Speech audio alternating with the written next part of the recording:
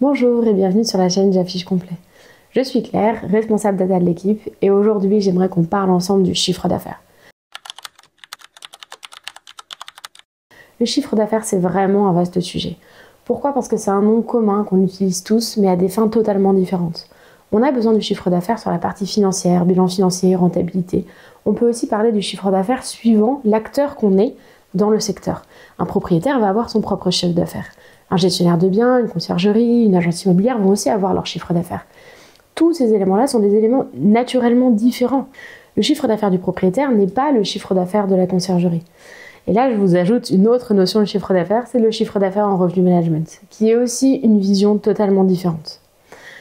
La première chose, donc, est de choisir de quel chiffre d'affaires on souhaite parler. La deuxième chose, une fois qu'on a fait ce constat et qu'on a pris la décision de chiffre d'affaires qu'on souhaite analyser, ça va être de correctement le calculer. Et pourquoi je vous parle de ce sujet-là? C'est que pour calculer un chiffre d'affaires, on repose entièrement sur les données de réservation qui peuvent être extrêmement hétérogènes suivant la source de nos données. Avant que je vous donne plus d'informations sur les différents modes de calcul de chiffre d'affaires par channel, déjà je vais vous présenter la façon dont nous, on considère le chiffre d'affaires en revenu management. En revenu management, le chiffre d'affaires, c'est bien le montant du séjour, auquel on ajoute le montant du ménage, dont on déduit les commissions. C'est ça réellement le chiffre d'affaires d'un point de vue revenu management. Il y a différentes façons de l'obtenir, et j'y reviens justement, parce que là est toute la difficulté.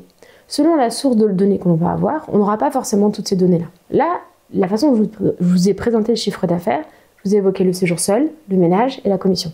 Suivant les channel managers, on ne va pas pouvoir calculer ce chiffre d'affaires de la même façon. Par exemple, Base24, Rental Ninja et Guesty, c'est les channels où on ne va pas exploiter ce calcul du séjour seul plus ménage moins commission. Pour diverses raisons. Si je prends l'exemple de Base24, la donnée du ménage, elle est plutôt hétérogène. Pourquoi? Parce qu'elle ne remonte pas dans une donnée qui est consolidée. En fait, elle remonte dans des données qui sont dépendantes de l'intitulé qu'on donne. Ça peut créer énormément de variabilité dans la récupération de la donnée. Typiquement, on peut, pour certaines réservations, appeler le ménage frais de ménage ou cleaning fee. Et toute cette variation de l'identification du frais peut générer des erreurs de remontée. Donc là, je poursuis sur l'exemple de Base24. Base24, on va calculer le chiffre d'affaires en faisant payer voyageur, moins commission, moins taxe de séjour. On va faire le même calcul pour Rental Ninja, par exemple. Rental Ninja, c'est pour la raison, pardon, je perds mes mots. C'est en raison du fait qu'on ne récupère pas le séjour seul.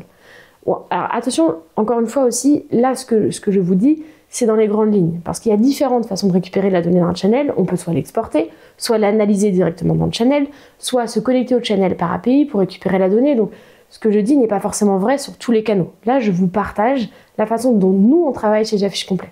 Donc, pour Rental Ninja, par exemple, on ne travaille pas avec le séjour seul. Ce n'est pas une donnée qu'on va remonter et exploiter. Donc, on va aussi, comme Base24, employer un calcul où on travaille avec le payé voyageur, moins la commission, moins la taxe de séjour. Et je vous partage un dernier exemple pour lequel on applique aussi ce calcul de payer voyageur, moins commission, moins taxe de séjour. C'est le channel de Guesty.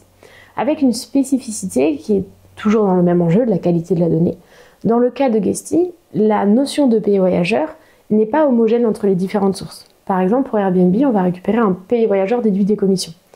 Alors que pour Booking, on va récupérer un payé voyageur commission incluse. Donc ça, c'est des choses dont il faut tenir compte pour ajuster les calculs. Sans quoi, ça peut totalement fausser la donnée. Et on pourrait penser, enfin, ce que je comprendrais tout à fait, de se dire, bah oui, mais finalement, c'est pas grave, c'est tout le temps comme ça pour Airbnb, c'est tout le temps comme ça pour Booking, lisser sur l'année, lisser sur le temps, ça s'annule. C'est pas tout à fait vrai. Parce que par exemple, si sur une période, on a énormément de réservations Airbnb, le montant du chiffre d'affaires va être dégradé par rapport à cette commission qui est déjà déduite du payé voyageur, auquel on va de nouveau redéduire la commission. Si l'année suivante, on a beaucoup plus de ventes Booking, on va avoir à ce moment-là une performance beaucoup plus élevée, parce que le payé voyageur sera commission incluse. Quand on viendra déduire la commission, on aura le réel chiffre d'affaires. Ça pourrait nous faire croire qu'on a une amélioration de la performance qui est totalement fausse en fait. C'est juste un jeu de données qui n'est pas homogène et qui crée un biais énorme dans le bilan sur le chiffre d'affaires. Maintenant, il y a d'autres channels pour lesquels on emploie le premier calcul dont je vous ai parlé, qui est séjour seul, plus ménage, moins commission.